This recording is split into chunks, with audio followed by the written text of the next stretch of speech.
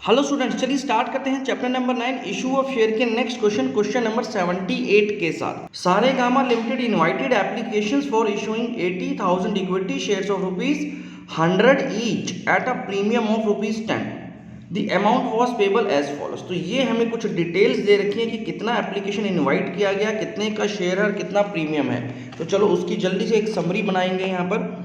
तो सबसे पहले हमें यहाँ पर बोला गया है कि जो एप्लीकेशन इनवाइट कर रही है बेटा, एप्लीकेशन इनवाइटेड, उसमें हमें बोला गया है ये 80,000 शेयर्स के लिए हमने एप्लीकेशन इनवाइट किया है। 80,000 इक्विटी शेयर्स बेटा, जिसमें एक शेयर की वैल्यू हमें बताई गई है 100 रुपीज़ की और 10 रुपीज़ का इस पर हमें प्रीमियम चार्ज करना है। राइट, 10 रुपीज़ का हमें इस पर प्रीमियम चार्ज करना है। और इसको पैसा लेना कैसे है? एप्लीकेशन पर 30 रुपीज़, अलॉटमेंट पर 30 rupees including premium, first call पर 30 रुपीज़ और बाकी जो बैलेंस बच जाएगा वो फाइनल कॉल पर। तो चलिए इसको लिख लेते हैं जल्दी से साथ में। हमें एप्लीकेशन पर यहाँ पर 30 रुपीज़ लेना होगा बेटा, अलॉटमेंट 30 रुपीज़ है लेकिन इंक्लूडिंग प्रीमियम है तो इसलिए 20 रुपीज़ प्लस 10 रुपीज़।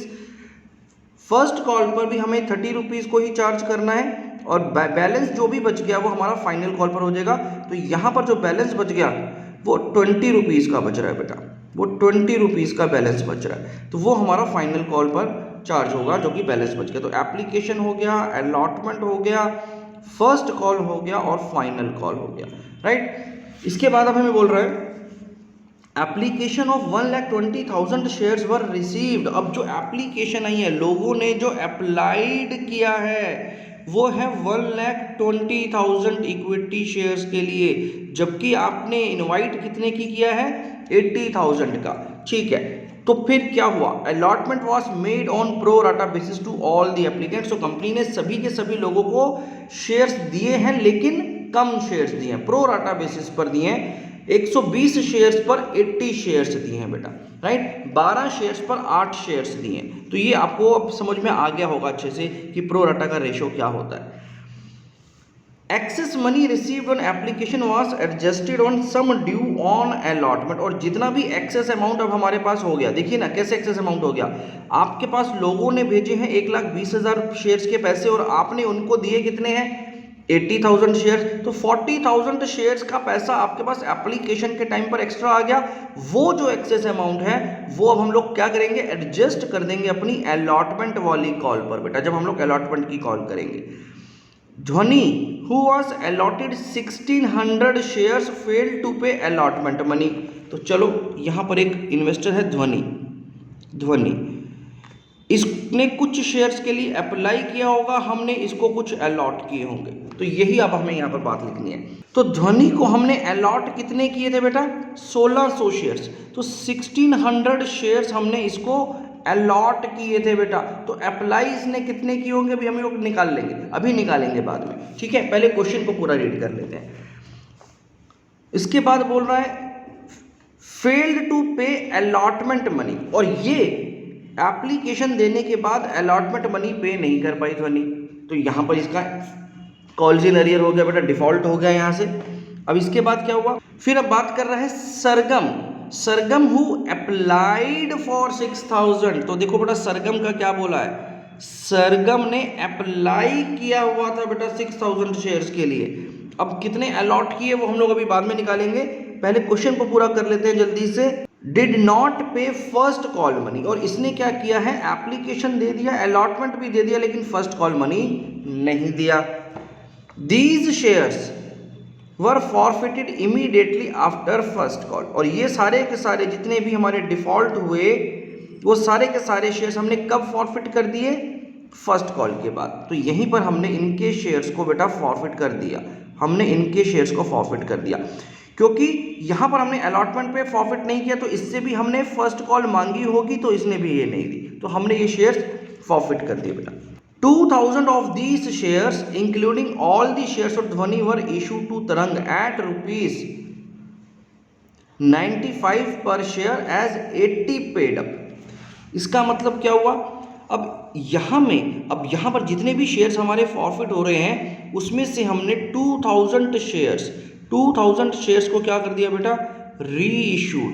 हमने इसको री इशू कर दिया है कितने रुपए पर? हमें ये बोल रहा है हमने ये 90 रुपीज़ पर शेयर के हिसाब से, तो 95 रुपीज़ 95 पर शेयर के हिसाब से री इशू करा है। और यहाँ पर इसका जो पेडअप माना जा रहा है वो पेडअप कितना है, ₹80। ₹80 मतलब क्या हुआ बेटा इस बात का, इसका मतलब क्या हुआ, इसका मतलब ये हुआ कि अब जितने भी शेयर्स यहाँ पर फॉरफिट हुए, जितने भी शेयर्स यहाँ पर फॉरफिट हो रहे हैं, उन सभी शेयर्स में से सिर्फ 2000 शेयर्स ऐसे हैं जो कि हमने री इशू किए हैं। और री इशू का प्राइस क्या रखा है, 95 पर शेयर। एक शेयर की वैल्यू 95 रुपीज़, उसके हिसाब से मैंने किसी को शेयर्स सोल्ड कर दिए हैं। जबकि इसका पेडअप कितना है, 80, यानी अभी मैंने उसको 80 रुपीज़ ही पेडअप माना है। जब भी मैं ये फाइनल कॉल करूंगा तो जिसको भी मैंने ये रेशो किया उसको इसके अलावा 20 रुपये और देने पड़ेंगे ताकि उसका पेडअप पूरा 100 हो जाए। ठीक है, तो इसका मतलब ये हो गया। 5 necessary journal entries in the books of Sargam limited by opening calls in arrear and calls in advance accounts if final call has not been made. ओहो, तो फाइनल कॉल अभी हमारी हुई ही नहीं है बेटा, तो ये है हमारी नॉट कॉल्ड, तो यहाँ पर हमारी नॉट कॉल्ड है। ठीक है, तो चलिए ठीक है, अब हमें ये समझ में आ गया है क्वेश्चन में हमें क्या करना है। अब जल्दी से इसकी एक वर्किंग करेंगे बेटा, पहले बहुत ध्यान से इसकी हमें वर्किंग करनी पड़ेगी, तब जा करके हमें ये क्वेश्चन समझ में आएगा। देखो क्या होता है, सबसे पहले बात करते हैं इनकी, ध्वनि और सरगम जिन्होंने बीच में डिफ़ॉल्ट किया बेटा।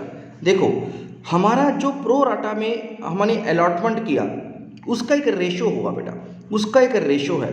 क्या रेशो है, 1,20,000 की एप्लीकेशंस आई थी और हमने उनको 80,000 ही तो शेयर्स इशू किए, तो इसका एक रेशो बना लो बेटा।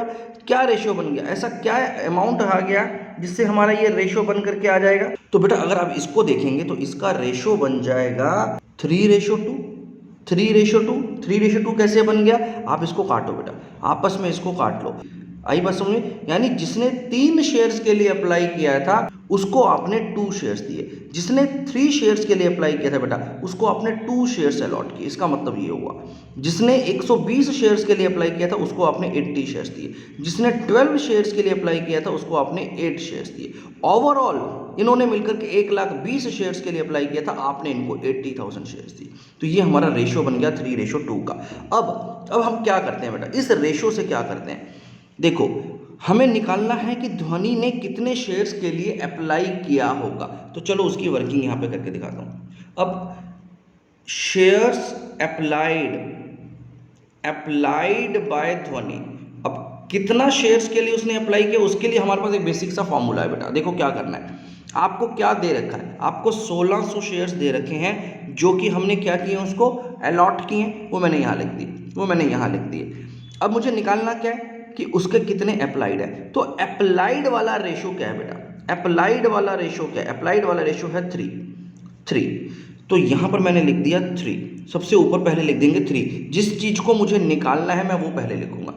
और 2 क्या है, जो अलॉटेड था वो उसको मैंने नीचे लिख दिया, 3/2। ठीक है बेटा, तो इससे मुझे ये पता चल जाएगा कि कितने शेयर निकाले। अगर आप इसको सॉल्व करेंगे बेटा, सॉल्व करेंगे तो ये कितने से कट गया, 800 हो गया, तो 24, यानी 2400 शेयर्स के लिए ध्वनि ने अप्लाई किया था, जिसको आपने 1600 शेयर्स दिए, तो ये बात समझ में आ गई आपको। सबसे पहले ये रेशो समझ में जरूरी आना है, ये 3 ये 2 समझ में आ रहा है, राइट। चलिए इसके बाद शेयर्स अलॉटेड टू सरगम कितने हैं बेटा, शेयर्स अलॉटेड टू सरगम। अब देखो सरगम ने 6000 शेयर्स की बात की गई है सरगम के लिए, तो सरगम ने 6000 शेयर्स क्या किए थे, अप्लाई किए थे। तो हमने इसको कितने शेयर्स अलॉट किए, तो अब मुझे क्या निकालना है, अलॉट। तो जो भी चीज निकालनी है उसके वाला रेशो ऊपर रखेंगे बेटा। तो उसका रेशो क्या है, उसका रेशो क्या है बेटा, उसका रेशो है 2 अपॉन में कितने शेयर्स उसने अप्लाई किए थे, उसका रेशो है 3। समझ में आ गया बात। तो इस तरह से आपको ये सॉल्व करना होता है। तो अगर आप इसको सॉल्व करेंगे तो आपके पास क्या आंसर आ जाएगा बेटा, ये आ गया 4000, यानी इसने 6000 शेयर्स के लिए एप्लीकेशन भेजी थी, आपने इसको 4000 शेयर्स अलॉट किए, यही रेशो चल रहा है बेटा। ठीक है, तो इससे आपने पहले ये निकाल लिया। अब आपको क्या करना है, अब आपको इन सब की पूरी वर्किंग करके देखनी है ताकि हमें पता चल जाए कहाँ कहाँ पर कितना कितना कॉल्स इन अरियर हुआ, राइट। तो कॉल्स इन अरियर की इन्फॉर्मेशन जानने के लिए हमें इसकी पूरी वर्किंग समझनी पड़ती है बेटा। अगर आप डायरेक्ट गैस करने की कोशिश करोगे या बहुत ज़्यादा कोशिश करोगे कि नहीं मैं अपने माइंड में सारी कैलकुलेशन कर सकता हूँ, तो बेटा कहीं ना कहीं गलती हो जाएगी, पक्की बात है गलती हो जाएगी। तो इसलिए आपको ये वर्किंग समझनी है और हमेशा करनी है जब भी बड़ा क्वेश्चन करेंगे आप। तो सबसे पहले आप क्या लिखते हो इस वर्किंग नोट में? इस वर्किंग नोट में आप सबसे पहले क्या लिखते हैं कि एप्लीकेशन मनी कितना रिसीव्ड हुआ। तो एप्लीकेशन मनी रिसीव्ड, अब कितना पैसा रिसीव हुआ, अब हमें तीनों के लिए करना है। एक तो ध्वनि के लिए, ध्वनि की तरफ से कितना आया, सरगम की तरफ से कितना आया और ओवरऑल कितना आया। ओवरऑल पूरे के पूरे सारे शेयर होल्डर्स की मिला के बात कर रहे हैं। तो एप्लीकेशन मनी ध्वनि से कितनी रिसीव हुई, तो बेटा ध्वनि ने 2400 शेयर्स के लिए अप्लाई किया था, जिस पर उसने एप्लीकेशन के कितने पैसे दिए थे, 30 रुपीज़ दिए थे। तो 2400 इंटू 30 कितना अमाउंट बन गया, तो ये बन जाएगा 72,000 रुपीज़।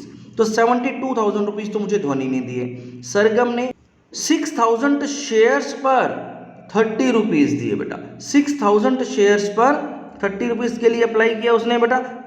उसने यहाँ पर कितने शेयर्स के लिए अप्लाई किया, 6,000 शेयर्स के लिए अप्लाई किया और हर शेयर पर 30 रुपीज़ लेने हैं। तो यहाँ पर आपने इससे कितने ले लिए, इससे ले लिया आपने 1,80,000 रुपीज़ इसने अपनी एप्लीकेशन के साथ भेजे आपको, ठीक है। तो ये हमारे एप्लीकेशन मनी रिसीव हुआ।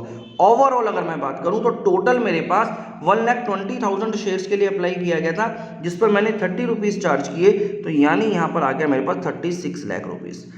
36 लाख रुपीज़ मेरे पास ओवरऑल इकट्ठा हुआ एप्लीकेशन के टाइम पर, ठीक है। तो हमने इसमें से इशू कितना किया, इशूड अमाउंट कितना था, वो अमाउंट कितना था जितने हमने शेयर्स इशू किए। तो ध्वनि को आपने कितने इशू किए हैं बेटा, 1600 शेयर्स अलॉट किए बेटा। तो 1600 शेयर्स पर 30 रुपीज़ के हिसाब से आपने इसको कितने अमाउंट के शेयर्स दिए हैं, आपने इसको दिए हैं बेटा 48,000 रुपीज़ के शेयर्स। 48,000 रुपीज़ के शेयर्स 1600 इंटू 30, 1600 अलॉट किए थे आपने, 30 रुपीज़ का एप्लीकेशन का रेट है बेटा।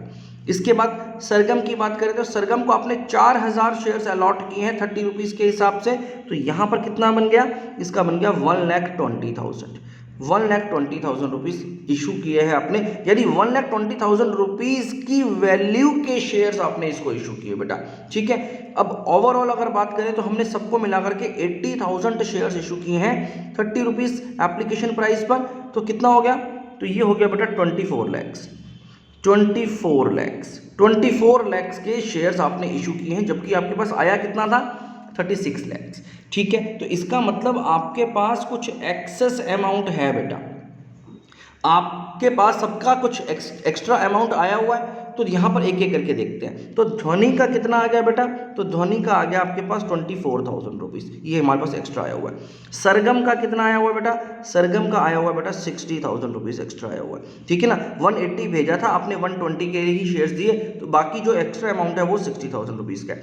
यहाँ पर इनका डिफरेंस कितना है, तो यहाँ पर मेरे पास 12 लाख रुपये एक्स्ट्रा आया हुआ है ओवरऑल हमारे पास 12 लाख रुपीज़ एडिशनल आया हुआ बेटा, ठीक है। तो यहाँ पर तो होगी बात एप्लीकेशन की। अब हमें क्या करना है, अब हमें अलॉटमेंट को ड्यू करना है। तो अलॉटमेंट को जब मैं ड्यू करूँगा बेटा, तो याद रखना हम जब भी कॉल को ड्यू करते हैं हम अपने अलॉटेड अमाउंट पर करते हैं, अलॉटेड नंबर ऑफ शेयर्स पर करते हैं, राइट। तो ध्वनि को आपने कितने अमाउंट के लिए अलॉटमेंट ड्यू किया बेटा, तो 1600 शेयर्स पर आपने उससे 30 रुपीज़ मांगे, जिसमें इंक्लूडिंग प्रीमियम है, राइट। 1600 शेयर्स के लिए 30 रुपीज़ अगर मैंने मांगे तो मैंने इस पर कितना अलॉटमेंट ड्यू किया। अब मैं क्या करूंगा बेटा, इसको देखो, इसको मैं क्या करूंगा, अलग अलग लिखूंगा। पहले मैं इसको अलग अलग लिख रहा हूँ, अलग अलग का मतलब 1600 शेयर्स पर फेस वैल्यू कितनी है, 20 रुपीज़ की अलॉटमेंट पर।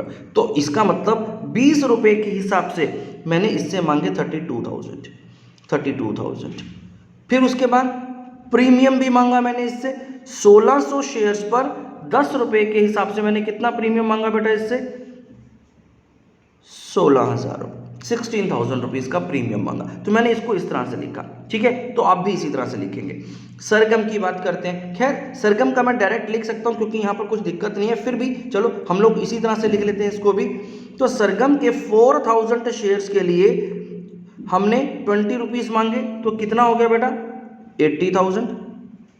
80,000 फेस वैल्यू का, और 4000 शेयर्स पर 10 रुपीज़ यानी 40,000 रुपीज़ सिक्योरिटी प्रीमियम का हमने इससे मांग लिया बेटा। ठीक है, तो इस तरह से मांगा। ओवरऑल हम लोग इकट्ठा लिख सकते हैं, कोई इशू नहीं है।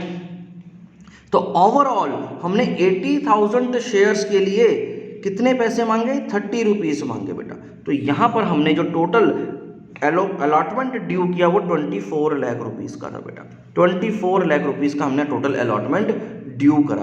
अब हमारे पास इनका कितना पैसा आया हुआ है, पहले हमें उसको एडजस्ट करना है बेटा। तो हम यहाँ पर क्या करेंगे, एडजस्ट एक्सेस अमाउंट। जितना भी आपका एक्सेस अमाउंट आपके पास आया हुआ है, पहले मुझे वो एडजस्ट करना पड़ेगा। अब ध्यान से देखो, ध्वनि का मेरे पास 24,000 रुपीज़ एक्स्ट्रा अमाउंट आया था एप्लीकेशन के टाइम पर।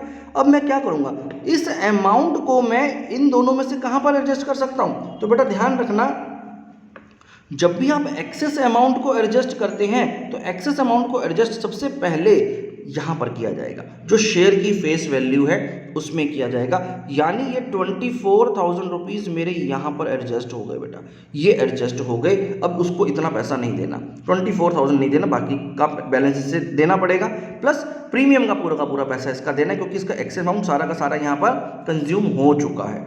इसी तरह से ये जो 60,000 रुपीज़ एक्सेस अमाउंट सरगम का है, वो भी इसी 80,000 में से ही दे रही है बेटा। ठीक है, तो यहाँ पर इसको भी कम कर देंगे, तो इसको भी अब कम देना है, लेकिन प्रीमियम का पूरा पैसा देना है, क्योंकि इसके पास एक्सेस अमाउंट में इतना पैसा नहीं था कि वो सारा का सारा कवर हो सके। तो जितना कवर हो सकता है वो मैंने सबसे पहले कहाँ पर कवर किया, पहले मैंने उनके शेयर के प्राइस, जो फेस वैल्यू का प्राइस होता है, उस पर पहले हम लोग लेकर जाएंगे। अगर फिर बच जाता है इसमें से तो फिर हम लोग SPR में एडजस्ट कर लेते, लेकिन यहाँ पर ऐसा नहीं था, यहाँ पर कम था। ठीक है, तो जितना भी था वो यहाँ पर कंज्यूम हो गया। और यहाँ की अगर मैं बात करूँ तो यहाँ पर तो स्ट्रेट अवे एक्सेस अमाउंट मेरे पास 12 लाख रुपए का है, तो पूरा का पूरा 12 लाख रुपए हम लोग यहाँ पर एडजस्ट कर दिया 24 में से। ठीक है, तो ये हो गया हमारा एक्सेस अमाउंट एडजस्ट। क्लियर होगी बात। अब जरा देखें, अब जरा यहाँ देखो बेटा, अलॉटमेंट पर ध्वनि ने पैसा नहीं दिया बेटा। अलॉटमेंट पर ध्वनि का जितना भी अलॉटमेंट बनता था वो पैसा नहीं आया, तो वो क्या हो गया हमारे लिए, वो हो गया बेटा हमारा कॉल्स इन अरियर।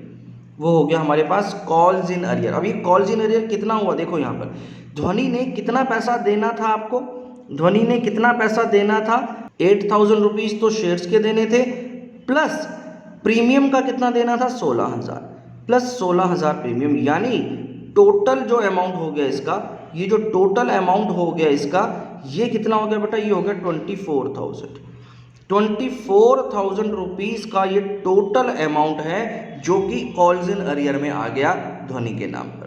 पहली बात। सरगम की बात करते हैं। अब सरगम ने क्या पैसा दे दिया, हाँ जी, सरगम का अब तो पूरा पैसा हमारे पास रिसीव हो गया। सरगम का कितना पैसा रिसीव हो गया बेटा हमारे पास, 40,000 ये रिसीव होगा, 20 ये, यानी पूरे के पूरे 60,000 रुपये उसने हमें दे दिए। पूरे के पूरे 60,000 रुपये जो उसके बनते थे उसने हमें दे दिए। 20,000 रुपीज़ तो शेयर्स के बनते थे और 40,000 रुपीज़ सिक्योरिटी प्रीमियम के बनते थे, जो कि 60,000 रुपीज़ उसने रिसीव हमने यहाँ पर कर लिए, उसने पूरा पैसा दिया हुआ है बेटा। ठीक है, इसके बाद ओवरऑल अगर पिक्चर देखूँ मैं, तो ओवरऑल मेरा टोटल कितने लोगों का पैसा नहीं आया, सिर्फ ध्वनि का पैसा नहीं आया, कितना, 24,000 रुपीज़। ओवरऑल मेरे पास 24,000 रुपीज़ का कॉल्स इन एरियर है बेटा, बाकी सब ने मुझे पैसा दिया हुआ है, काम खत्म हो गया यहाँ पर। अब अगर मैं चाहूँ तो इसको आगे बढ़ा सकता हूँ, नहीं तो मेरी वर्किंग यहाँ तक के लिए सफिशिएंट है। खैर हम लोग फिर भी कर लेते हैं। तो हमारे पास टोटल कितना अमाउंट रिसीव्ड हुआ है बेटा, हमारे पास जो अमाउंट रिसीव हुआ है, ध्वनि से तो कुछ भी रिसीव नहीं हुआ, सरगम से कितना रिसीव हुआ, ओके, यहाँ पर हमें कुछ नहीं लिखना, सॉरी बेटा। तो यहाँ पर तो कुछ भी इसने नहीं, कॉल्स इन एरियर तो है ही नहीं इसका, तो इसका 60,000 रुपीज़ हमें रिसीव हो गया बेटा, 60,000 रुपीज़ हमें रिसीव हो गया है। और ओवरऑल हमारे पास कितना पैसा आ गया, ओवरऑल हमारे पास यहाँ पर ये देखो, ये 24,000 रुपीज़ नहीं आया था 12 लाख में से, तो कितना पैसा आ गया, तो हमारे पास 11,76,000 रुपीज़ आ गया। 11,76,000 रुपीज़ हमारे पास यहाँ पर रिसीव हुआ है ओवरऑल सभी शेयर होल्डर से मिला करके, क्योंकि इसमें 24,000 ध्वनि का जो नहीं आया था बस वही लेस करेंगे हम लोग अपने 12 लाख में से, बाकी का अमाउंट हमें रिसीव हुआ है बेटा। तो ये हमारा अमाउंट रिसीव हुआ है ऑन अलॉटमेंट, ऑन अलॉटमेंट। ठीक है, हम अलॉटमेंट की ही बात कर रहे हैं। ठीक है, इसके बाद क्या करते हैं, इसके बाद हम लोग फर्स्ट कॉल को ड्यू करते हैं। चलो फर्स्ट कॉल ड्यू करते हैं। अब फर्स्ट कॉल जब मैं ड्यू करूंगा बेटा तो ध्वनि को कितना पैसा देना पड़ेगा, तो ध्वनि को 1600 शेयर्स पर 30 रुपीज़ देने, हमने इस पर ड्यू कर दिया बेटा।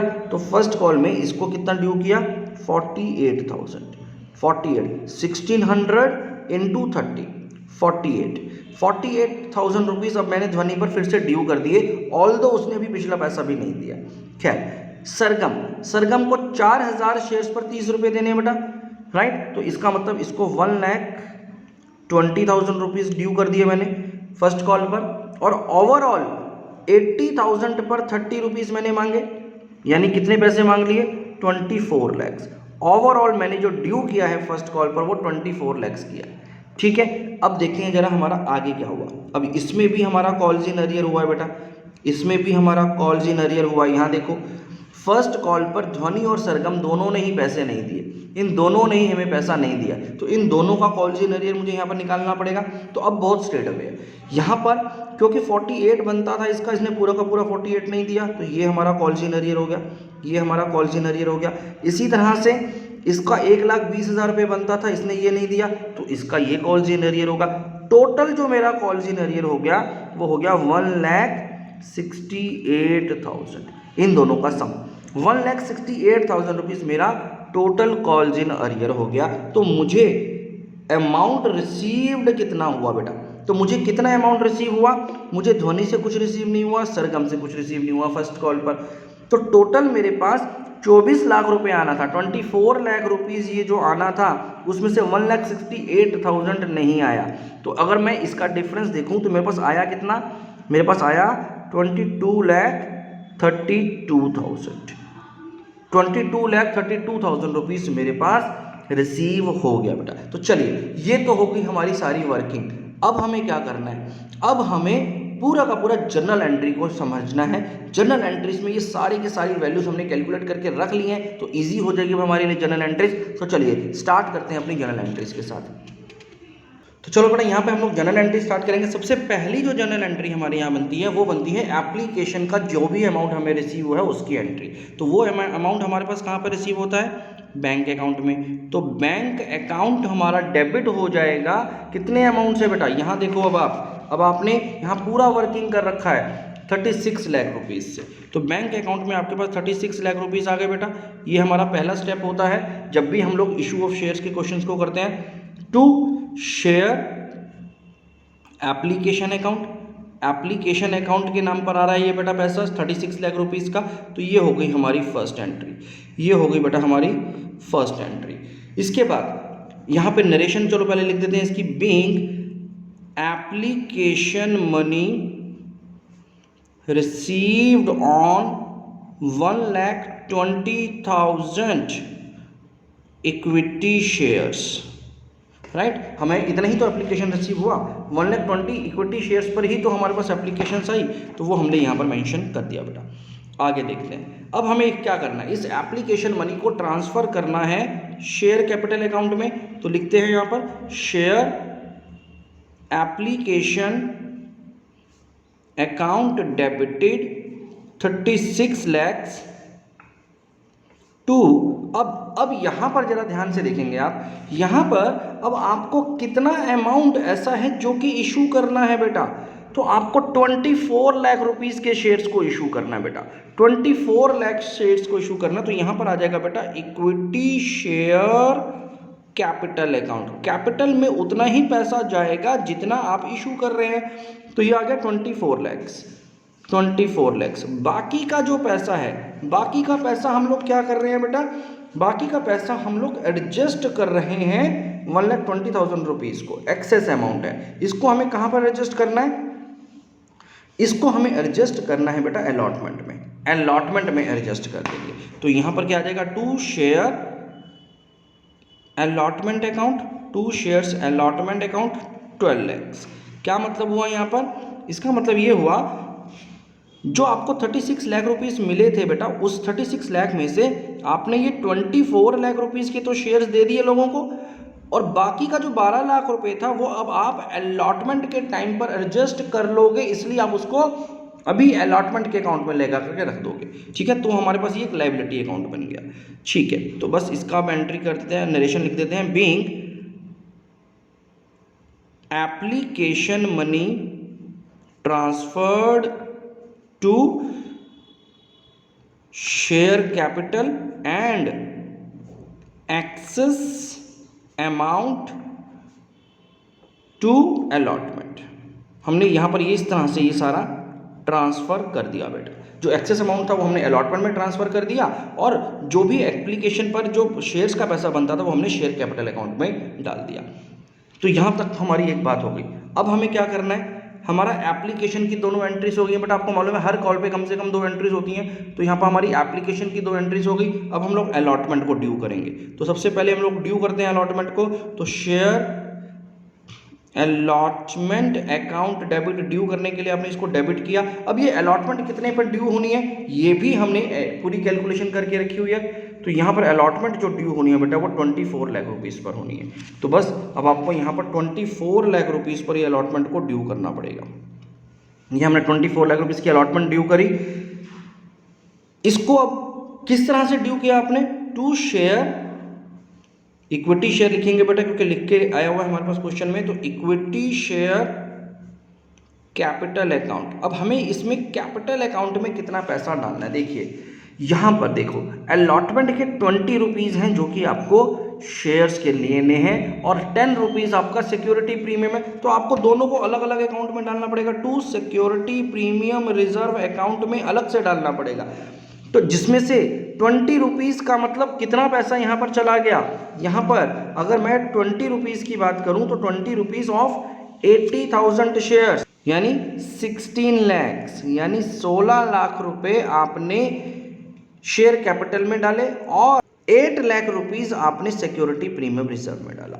ये हो गया हमारा अलॉटमेंट ड्यू। तो being allotment due on 80,000 shares. ठीक है बेटा, तो ये अलॉटमेंट ड्यू हो गया। अब फोर्थ एंट्री में क्या करते हैं आप, फोर्थ एंट्री में हमें इसका पैसा रिसीव होगा। तो चलिए, जब पैसा रिसीव होता है तो हमारे पास एंट्री होती है बैंक अकाउंट डेबिट की।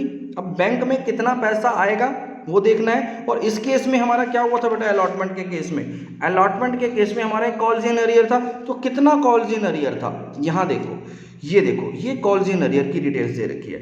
यहाँ पर हमारा 24,000 रुपीज़ का कॉल्स इन अरियर था। तो सबसे पहले तो मैं यहाँ पर ये लिख देता हूँ कि कॉल्स इन अरियर कितना है मेरा। तो कॉल्स इन अरियर अकाउंट मेरा डेबिट हो गया कितने अमाउंट से बेटा, 24,000। तो मेरा अलॉटमेंट पे जो टोटल कॉल्स इन अरियर मैंने ऑलरेडी कैलकुलेट किया हुआ है, तो 24,000 रुपीज़ मेरा कॉल्स इन अरियर हो गया। अब क्योंकि यहाँ पर आपके पास पहले से भी कोई अमाउंट आया हुआ है बेटा, एक्सेस अमाउंट आपने एडजस्ट किया, तो ये जो आपने पैसा रिसीव करना है वो कितना करना है। तो यहाँ पर मुझे एक्चुअल में पैसा रिसीव करना था शेयर अलॉटमेंट में से। तो ये जो अलॉटमेंट का अमाउंट लिखा जाएगा वो एडजस्टेड अमाउंट लिखा जाएगा बेटा। एडजस्टेड अमाउंट, एडजस्टेड का मतलब क्या हुआ कि आपने जब अलॉटमेंट को ड्यू किया था तो 24 लाख रुपए का किया था, 24 लाख, जिसमें से आपने एडजस्ट कर दिया 12 लाख रुपए जो पहले से एक्सेस अमाउंट आया हुआ था, इस अमाउंट को यहाँ पे एडजस्ट कर दिया। तो अब बाकी का बैलेंस कितना बच गया, 12 लाख। तो आपको यहाँ पर 12 लाख रुपीज से एंट्री करनी है। 12 लाख रुपए आपको मिलना चाहिए था, 12 लाख रुपए आपके वो एक्सेस अमाउंट को एडजस्ट करने के बाद मिलना चाहिए था, लेकिन उसमें से ये 24,000 रुपीज़ नहीं मिले हैं ध्वनि के। ये ध्वनि के पैसे हैं बेटा, ये 24,000 रुपीज़, 24,000 रुपीज़ जो आपको नहीं मिले हैं, तो वो मेरा यहाँ आ गया। तो मिले कितने मुझे, तो मिले कितने ये भी मैंने कैलकुलेट करना है। ये कैलकुलेट कर रखा है बेटा, 11,76,000 रुपीज़ मुझे मिले हैं। तो मुझे मिले हैं 11,76,000 रुपीज़ मुझे यहाँ पर बैंक अकाउंट में रिसीव हुआ बेटा अलॉटमेंट के नाम पर। तो बस इसको भी क्लोज कर देते हैं। Being allotment money received with exception of कितने शेयर्स का एक्सेप्शन है बेटा यहाँ पर आपका, कितने शेयर्स के पैसे आपको नहीं मिले हैं, 1600 शेयर्स के, 1600 शेयर्स, ठीक है। तो 1600 शेयर्स के पैसे नहीं मिले, बाकी के सारे पैसे हमें यहाँ पर मिल गए हैं। तो ये बात हमने अपनी इस एंट्री में कर दी। तो यहाँ तक हम लोगों ने क्या कर दिया, अलॉटमेंट का काम खत्म कर लिया बेटा। अब अलॉटमेंट का काम खत्म होने के बाद नेक्स्ट एंट्री क्या होगी, फर्स्ट कॉल की। अब हमें फर्स्ट कॉल की एंट्री करनी है बेटा। तो चलिए फर्स्ट कॉल की एंट्री देख लेते हैं। तो फिफ्थ एंट्री हमारी फर्स्ट कॉल की होगी, जिसमें हमें क्या करना है, फर्स्ट कॉल को पहले ड्यू करना है। तो share first call account, first call account आपने यहाँ पर डेबिट किया। अब कितना आपने फर्स्ट कॉल पर ड्यू करना है, तो इसकी भी वर्किंग हम लोग ऑलरेडी कर चुके हैं, 24 लाख, 24 लाख रुपीस आपने फर्स्ट कॉल में ड्यू कर दिया बेटा। तो बस इसको यहाँ पर लिख देंगे। तो share first call account debited 24 lakh, ये आ गया 24। आपको ये वर्किंग बहुत ध्यान से पहले समझ लेनी है। अगर आपको ये वर्किंग सही से समझ में आ जाएगी तो ये क्वेश्चन बहुत आसान लगेगा, ठीक है। तो ये 24 लाख रुपीस हो गया हमारे पास। अब इसको हम लोग कहाँ ट्रांसफर करेंगे, हम ट्रांसफर करेंगे इक्विटी शेयर कैपिटल में बेटा। तो इक्विटी शेयर कैपिटल अकाउंट में ये 24 का 24 चला जाएगा, क्योंकि इसमें कहीं पर भी कोई प्रीमियम की बात नहीं है। फर्स्ट कॉल तो पूरा का पूरा शेयर्स का ही है, तो पूरा का पूरा 24 लाख रुपीस हमारा इसमें ट्रांसफर हो गया। तो being first call due, being first call due. अब देखें इसका कितना पैसा आया हमारे पास। तो हमने यहाँ पर एंट्री करी बैंक अकाउंट डेबिटेड। जब भी हम लोग ड्यू कर देते हैं तो नेक्स्ट एंट्री में हमारा पैसा आता है, बैंक अकाउंट डेबिट होता है बेटा।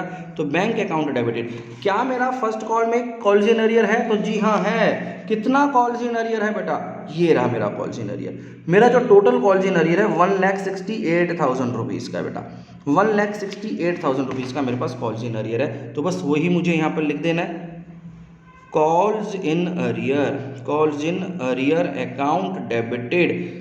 कितना बताया था बेटा आपको, 1,68,000। तो 1,68,000 रुपीज़ का हमारा यहाँ पर कॉल्स इन अरियर हो जाएगा। तो 1,68,000 हम यहाँ पर मेंशन कर देते हैं। ये तो हो गया बेटा हमारा कॉल्स इन अरियर। अब यहाँ पर ये किस बात का पैसा है, ये शेयर फर्स्ट कॉल का है। तो शेयर फर्स्ट कॉल अकाउंट, जिसका वैल्यू था 24 लाख, यानी आपके पास 24 लाख रुपीज़ आना था, 1,68,000 नहीं आया, तो कितना आया, 22,32,000 रुपीज़ आ गया। तो यहाँ आ गया मेरे पास 22,32,000, ठीक है। तो ये भी हमारी एंट्री हो गई। क्या आ गया बेटा यहाँ पर, being first call amount received with exceptions. यहाँ पर कुछ एक्सेप्शंस हुए हैं जिनका कॉल सिनेरियो में मेंशन किया हुआ है हमने, ठीक है। तो ये होगी हमारा फर्स्ट कॉल भी खत्म।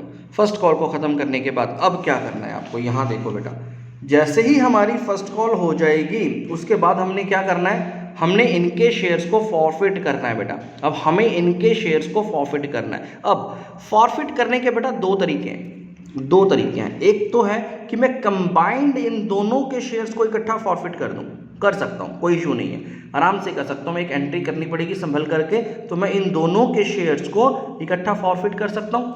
या और एक आसान तरीका क्या है जिसमें गलती होने के चांसेस नहीं है, मैं इन दोनों के लिए अलग अलग एंट्री बना दूँ, इसका फॉरफीचर अलग कर दूँ, इसका फॉरफीचर अलग कर दूँ। ऐसा क्यों? ऐसा इसलिए बेटा क्योंकि जो ध्वनि है, ध्वनि के केस में अलॉटमेंट का पैसा नहीं आया और इसमें से कुछ एक्सेस अमाउंट भी एडजस्ट हुआ था, इसके प्रीमियम का पैसा नहीं आया। तो यहाँ पर बहुत सारी डिफरेंट चीज़ें होने वाली है। जबकि सरगम के फॉरफीचर में हमें स्ट्रेट फॉरवर्ड फर्स्ट कॉल का पैसा नहीं आया था, वो हमें देख लेना है, ठीक है। तो इसलिए दोनों की अलग अलग अगर आप एंट्री करेंगे तो आपसे गलती नहीं होगी। यहाँ पर आप कर तो इकट्ठी सकते हैं, यस मुझे मालूम आप लोग इकट्ठी भी कर सकते हैं, लेकिन फिर भी मैं आपको सजेस्ट करूँगा आप दोनों को अलग अलग करें। तो देखो अलग अलग करेंगे हम लोग यहाँ पर। तो सबसे पहले हम लोग बात करते हैं ध्वनि की। तो ध्वनि के शेयर्स को सबसे पहले कैंसिल करेंगे, तो यहाँ पर क्या लिखा जाएगा बेटा, इक्विटी शेयर कैपिटल अकाउंट। हमें कैपिटल अकाउंट को पहले डेबिट करना होता है जब भी हम फॉरफिट करते हैं। Equity share capital account debited. अब कितने अमाउंट से इसको डेबिट करना है, देखो ध्वनि के कितने शेयर्स थे बेटा, ध्वनि के 1600 शेयर्स हैं, तो हमें इन 1600 शेयर्स को इनको फॉरफिट करना है। तो 1600 शेयर्स पर आप कितना कॉल कर चुके हो, तो जितना आप कॉल कर चुके हो वो हमारा कॉल्ड अप होता है, उसी को लेते हैं हम लोग। जब शेयर्स को कैंसिल करते हैं तो हम लोग 80 रुपीज़ कॉल कर चुके हैं इसको, तो 80 रुपीज़ के हिसाब से 80 रुपीज़ के हिसाब से आपने जो यहाँ पर इसके शेयर्स को कैंसिल किया उनकी वैल्यू होगी बेटा 1,28,000। 1,28,000 रुपीज़ के शेयर की वैल्यू को आपने कैंसिल कर दिया। साथ ही साथ यहाँ पर सिक्योरिटी प्रीमियम रिजर्व अकाउंट भी डेबिट होगा। अब ये क्यों होगा? क्योंकि ध्वनि ने यहाँ पर सिक्योरिटी प्रीमियम रिजर्व अकाउंट के पैसे भी नहीं दिए। तो यहाँ देखो बेटा, यहाँ पर हमने इसकी वर्किंग करी थी, यहाँ देखो अच्छे से ध्यान से देखो, यहाँ पर क्या हुआ था, ये जो कॉल्जिन एरर हुआ था हमारा अलॉटमेंट पे 8,000 रुपीज़ तो मेरे इसके नहीं आए थे शेयर्स के, और 16,000 रुपये इसने मुझे सिक्योरिटी प्रीमियम रिजर्व के नहीं दिए थे। ये हमने पहले से ही वर्किंग कर रखी है, तो मुझे ये अलग से अमाउंट चाहिए था, इसीलिए तो मैंने इन दोनों को अलग अलग लिखा था, क्योंकि मुझे यहाँ पर अभी इस अमाउंट की ज़रूरत है बेटा। ये 16,000 रुपीज़ ऐसे हैं जो कि सिक्योरिटी प्रीमियम रिजर्व के नहीं आए, तो वो मैं स्ट्रेट अवे यहाँ पर अब लिख सकता हूँ। तो यहाँ पर मेरे पास 16,000 रुपीज़ ऐसे हैं जो कि सिक्योरिटी प्रीमियम रिजर्व के नहीं आए। और इसमें हम लोग क्या लिखते हैं बेटा, आपको मैंने पिछली बार भी बताया था, हम इसमें सिर्फ वही अमाउंट लिखते हैं जो कि हमें सिक्योरिटी प्रीमियम का रिसीव्ड नहीं होता, जो कि सिक्योरिटी प्रीमियम का रिसीव्ड नहीं होता, वही अमाउंट हम लोग सिर्फ यहाँ पर मेंशन करते हैं। क्लियर है? हमें इतना पैसा अपने कैपिटल में से हटाना है, कैंसिल करना है इतने पैसे के शेयर्स को, और जितना सिक्योरिटी प्रीमियम रिजर्व का अमाउंट मुझे यहाँ पर रिसीव नहीं हुआ है उतने अमाउंट से मैं एसपीआर को डेबिट करूँगा सिर्फ। ठीक है, जो पैसा मिल गया होगा अगर तो उसको नहीं किया, इस केस में तो मुझे कुछ भी नहीं मिला था। चलिए ये काम खत्म हो गया। अब इसके बाद हम इसके फॉरफिट कर देंगे, टू शेयर फॉरफिटेड अकाउंट। हमने पहले क्या किया, हमने पहले शेयर्स को कैंसिल किया, अब जितना भी अमाउंट मेरे पास रिसीव हो चुका है इसका, मैं उसको जब्त कर रहा हूँ बेटा, उसको मैं फॉरफिट कर रहा हूँ। तो अब कितना अमाउंट ऐसा है जो कि मुझे इसका मिल चुका है, तो देखो बेटा, ध्वनि ने आपको टोटल कितना पैसा दिया था, ध्वनि ने आपको 72,000 रुपीज़ दिया था, उसके बाद इसने कहीं पर भी कोई पैसा नहीं दिया। और इस 72,000 में कोई भी पैसा ऐसा नहीं है जो कि सिक्योरिटी प्रीमियम का हो, पूरा का पूरा शेयर्स का है। तो हम लोग सिर्फ शेयर्स के पैसों को ही फॉरफिट करते हैं। यहाँ देखो 72,000 रुपीज़ इसका मिला था, जिसमें हमने 48 के इसको इशू कर दिए थे। उसके बाद अलॉटमेंट में 24,000 रुपीज़ हमने यहाँ पर एडजस्ट कर दिए, ये भी शेयर्स के पैसों में किए, हमने प्रीमियम पे कुछ नहीं किया। तो यानी हमारे पास जो टोटल अमाउंट आया था वो 72,000 ही आया था, वही मुझे यहाँ पर फॉरफिट करना है, वही मुझे यहाँ पर फॉरफिट करना होगा। तो ये आ गया मेरे पास 72,000 रुपीज़, जो कि मैं इसका फॉरफिट कर रहा हूँ। कितना पैसा नहीं आया वो मैं यहाँ पर मेंशन कर दूंगा, कॉल्स इन अरियर। तो मेरे पास कॉल्स इन अरियर कितना हो गया बेटा। अब या तो आप इसकी बैलेंसिंग फिगर से निकाल सकते हो, नहीं तो हमने तो कॉल्स इन अरियर इसका लिखा ही हुआ है बेटा। तो इसका कॉल्स इन अरियर कितना है बेटा, तो अलॉटमेंट में तो है 24,000, अलॉटमेंट में है 24,000, और इसके अलावा ये भी कॉल्स इन अरियर इसका है फर्स्ट कॉल का 48। तो 48,000 प्लस 24,000 को ऐड कर लूँ, या फिर मैं यहाँ पर इसका बैलेंसिंग फिगर निकाल लूँ। दोनों तरीकों से किसी तरह से भी मैं कर सकता हूँ। तो यहाँ पर मेरे पास 72,000 रुपीज़ आ जाएगा बेटा कॉल्स इन अरियर। तो ये एक्चुअली मैंने कैसे किया, मैंने इसको किया 24,000 तो अलॉटमेंट पर इसका कॉल्स इन अरियर था, और 48,000 का फर्स्ट कॉल पर कॉल्स इन अरियर था। उन दोनों को मैंने यहाँ पर ऐड कर दिया बेटा, और ऐड कर करके ये मेरे पास कॉल्स इन अरियर की वैल्यू आ गई, राइट।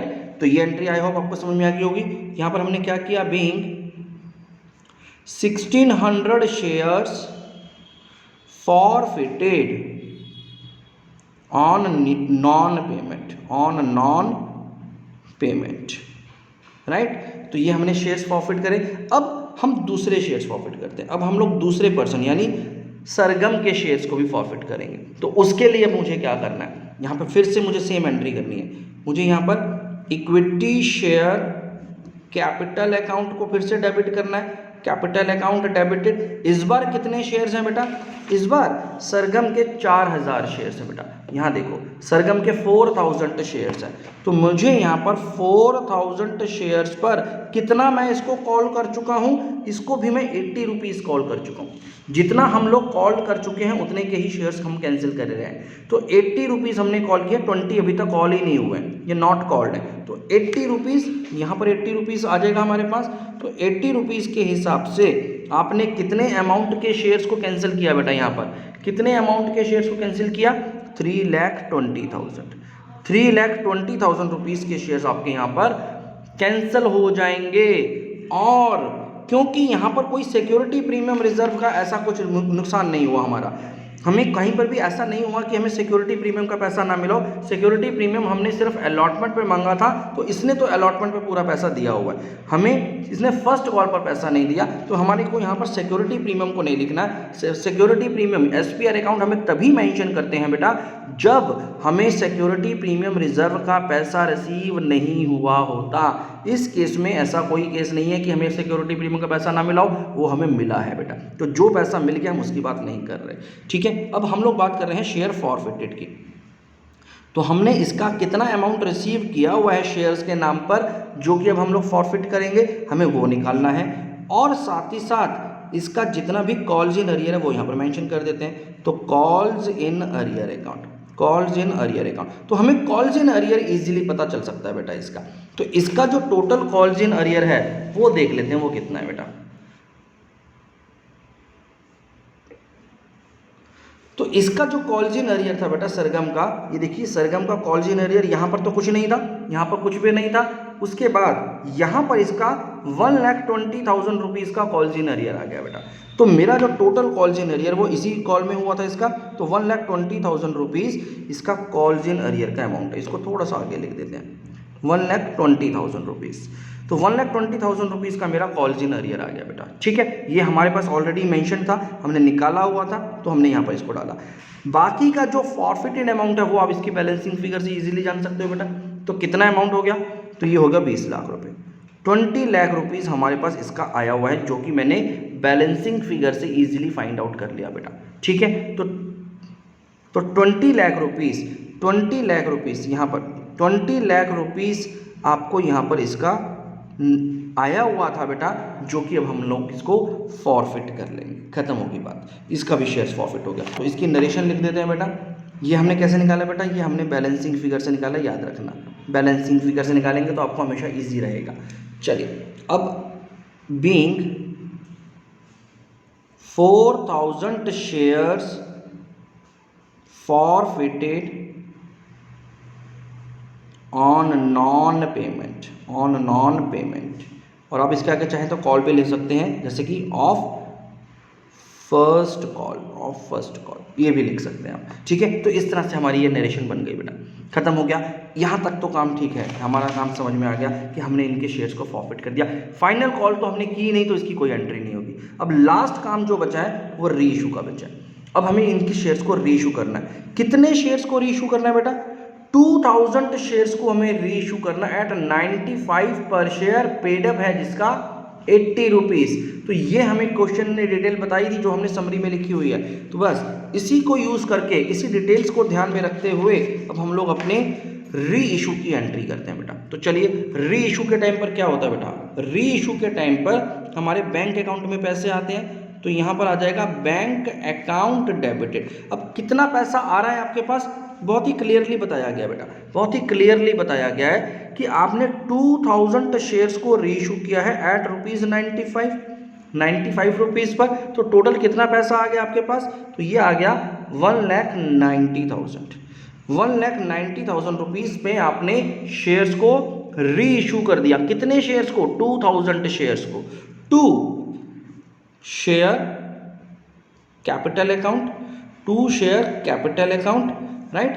तो अब यहाँ पर कितना अमाउंट आपको शेयर कैपिटल में डालना है, यहाँ पर इसको समझ लो बेटा। देखो, हमने 2,000 शेयर्स को री इशू किया है, इसका पेडअप कितना बोला गया है, 80। जितना भी पेडअप बोला जाएगा उतना ही अमाउंट हमारा शेयर कैपिटल अकाउंट में जाएगा बेटा, हमेशा।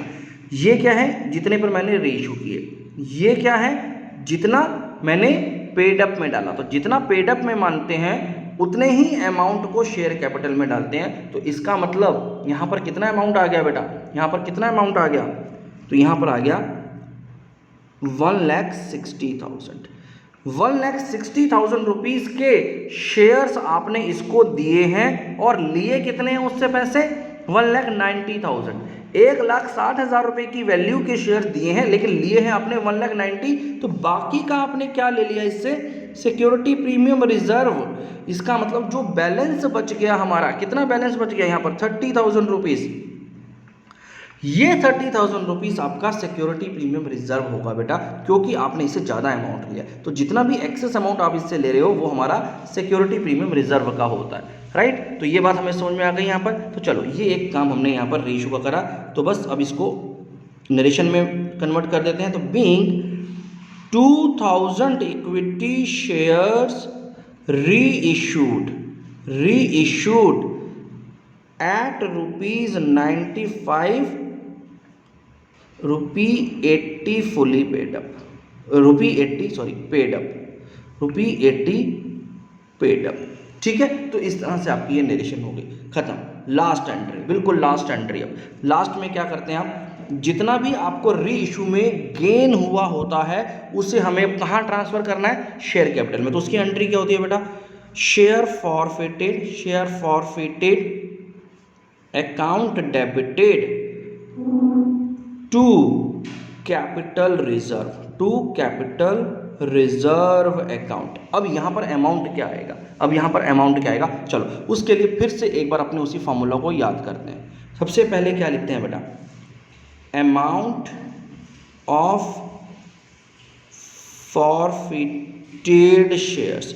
आपने जितना भी अमाउंट फॉरफिट किया है शेयर्स का वो into number of shares reissued, number of shares आपने जितना रीइशू किया है अपॉन में number of shares forfeited minus reissue discount. तो ये होता है बेटा हमारा फॉर्मूला। देखो अब इसमें फटाफट वैल्यूज पुट करते हैं। अब यहाँ पर क्या हुआ, आपने कितने शेयर्स को फॉरफिट किया है, कितने अमाउंट को आपने फॉरफिट किया है, पहले मुझे ये जानना है। तो यहाँ देखो बेटा, यहाँ पर हमने पहले जो फर्स्ट वाला ध्वनि है, ध्वनि के अमाउंट को फॉरफिट किया था कितना, 72,000। तो मुझे इसको अलग लिखना है, क्यों अलग लिखना है मैं बताता हूँ आपको। देखो यहाँ पर मैं क्या कर रहा हूँ, मैंने यहाँ पर लिखा 72,000 शेयर्स, 72,000 रुपीज़ को मैंने यहाँ पर फॉरफिट किया था into number of shares reissue. इसमें से मैंने कितने शेयर्स को रीइशू कर दिया बेटा, तो देखो क्वेश्चन में एक बार फिर से जाना पड़ेगा। तो हमने कितने शेयर्स को यहाँ पर रीइशू कर दिया है बेटा, तो यहाँ देखो हमें यहाँ पर बोला गया है 2,000 of these shares including all the shares of ध्वनि वर इशूड टू तरंग। तो इसका मतलब ध्वनि के जितने भी शेयर्स थे वो सारे के सारे हमने रीइशू कर दिए। यानी ध्वनि के थे बेटा 1,600 शेयर्स, तो हमने 1,600 शेयर्स ही यहाँ पर रीइशू कर दिए, पहली बात। प्लस एक और भी तो है, तो मुझे उसमें प्लस करना पड़ेगा। तो उसमें कितने थे, उसमें थे बेटा 4,000 शेयर्स जो हमने टोटल फॉरफिट किए थे। तो यहाँ देखो इसका टोटल अमाउंट कितना फॉरफिट किया था मैंने, इसका मैंने अमाउंट फॉरफिट किया था, ये देखिए फॉरफिटेड में 20 लाख रुपीज़। मुझे यहाँ पर 20 लाख रुपए मिला है बेटा, फॉरफिट किया है जो मैंने। लेकिन इसमें से मैंने कितने शेयर्स ऐसे हैं जो कि सरगम के कितने शेयर्स मैंने रीइशू करे हैं। ध्यान से, आपने टोटल जो रीइशू किए हैं वो कितने किए हैं, आपने टोटल 2,000 इक्विटी शेयर्स को ही रीइशू किया है, जिसमें से 1,600 शेयर्स तो ध्वनि के ही हैं। तो बाकी के कितने ऐसे हैं जो कि सरगम के हैं, 400 शेयर्स हमने सरगम के रीइशू किए हैं। जबकि फॉरफिट कितने किए थे, फॉरफिट किए थे हमने 4,000 शेयर्स। आई बात समझ में बेटा। तो नंबर ऑफ शेयर्स जो रीइशू किए थे वो 400 थे और नंबर ऑफ शेयर इसके फॉरफिट हुए थे 4,000 थे। तो ये हो गया हमारा amount of forfeited shares into number of shares का ही पूरा का पूरा कहानी। ठीक है, इतनी बात समझ में आ गई बेटा, इतनी बात समझ में आ गई। इसमें से मुझे माइनस क्या करना है, री इशू डिस्काउंट। तो मैंने जब री इशू किया, क्या क्या कोई डिस्काउंट दिया बेटा यहाँ पर? क्या मैंने यहाँ पर कोई डिस्काउंट दिया जी? नहीं, कोई डिस्काउंट नहीं दिया, तो जीरो। तो फिर जीरो बेटा, कुछ डिस्काउंट नहीं दिया तो जीरो। बस अब आपको इस मैथ्स को सॉल्व करना है बेटा। तो मैथ्स को सॉल्व करेंगे तो यहाँ पर क्या आ गया, 72,000 आ गया, ये तो कट गया आपस में। प्लस यहाँ पर अगर आप मैं इसको सॉल्व करूँगा तो ये कितना आ गया, तो यहाँ पर इसको काट दिया, ये 10 हो गया, और 10 से इसको डिवाइड किया तो ये कितना हो गया, ओहो। तो यहाँ पर बेटा एक छोटा सा गड़बड़ है, ये एक्चुअली 20 लाख नहीं है, यहाँ पर जाना पड़ेगा हमें वापस। यहाँ देखो फटाफट, यहाँ पर ये 20 लाख नहीं है, यहाँ पर ये 2 लाख होना चाहिए था। तो यहाँ पर हमारी छोटी सी मिस्टेक हुई है बेटा, तो इसको आप 2 लाख रुपीज़ कर लें। ये 2 लाख रुपीज़ है, बैलेंसिंग फिगर हमने निकाला ना, तो हमने पता नहीं 20 लाख कैसे लिख दिया, तो ये 2 लाख रुपये था बेटा। तो ये अगर 2 लाख रुपीज़ है तो यहाँ पर भी ये 2 लाख रुपीज़ हो जाएगा बेटा। तो यहाँ पर भी इसको 2 लाख रुपीज़ कर देते हैं, तो ये भी हमारा 2 लाख रुपीज़ हो गया। और इस 2 लाख रुपीज़ को अगर मैं यहाँ पर 10 से डिवाइड करूँगा तो मेरे पास बच गया 20,000। तो मुझे बच गया यहाँ पर 20,000। आई बात समझ में, क्लियर हो गया बेटा? तो अब टोटल जो अमाउंट मेरे पास यहाँ पर निकल के आ गया, वो क्या निकल के आ गया, वो निकल के आ गया 92,000। ये हमारा टोटल गेन हो गया बेटा। तो यहाँ पर मेरे पास टोटल गेन कितना आ गया, 92,000 का, 92,000 रुपीज़ का मेरे पास टोटल गेन निकल करके आ गया। और ये मेरी फाइनल एंट्री होगी बेटा, ये मेरी फाइनल एंट्री होगी। बस हमें इतना ही काम करना था। बहुत टाइम लगा दिया हमने इस क्वेश्चन को करने में, बहुत सारी वर्किंग को भी हम लोगों ने समझा, लेकिन शुरुआत है बेटा इस तरह के क्वेश्चंस की, इसलिए टाइम ज़्यादा लगा रहा हूँ मैं आपके साथ। इसको बहुत अच्छे से पहले समझ लो। जब 1-2 क्वेश्चंस और आप इस तरह के स्पीड से करोगे तो आपको एक कॉन्सेप्ट क्लियर हो जाएगा, उसके बाद आप फास्ट चल सकते हो। आपको आइडियली इस क्वेश्चन को 15 से 16 मिनट के अंदर अंदर ख़त्म करना है बेटा, और जो कि आप इजीली कर पाओगे अगर आप प्रैक्टिस कर लेते हो। आपको बहुत सारी प्रैक्टिस करनी है, 15 से 16 मिनट आपको मिलना चाहिए इस क्वेश्चन को सॉल्व करने के लिए, ठीक है? तो चलिए अभी के लिए आज इतना ही करेंगे बेटा। नेक्स्ट वीडियो में नेक्स्ट क्वेश्चन को डिटेल में समझेंगे ताकि आपके कॉन्सेप्ट्स क्लियर हो जाएं। तब तक के लिए आप अपनी प्रैक्टिस जारी रखिएगा। Thank you very much.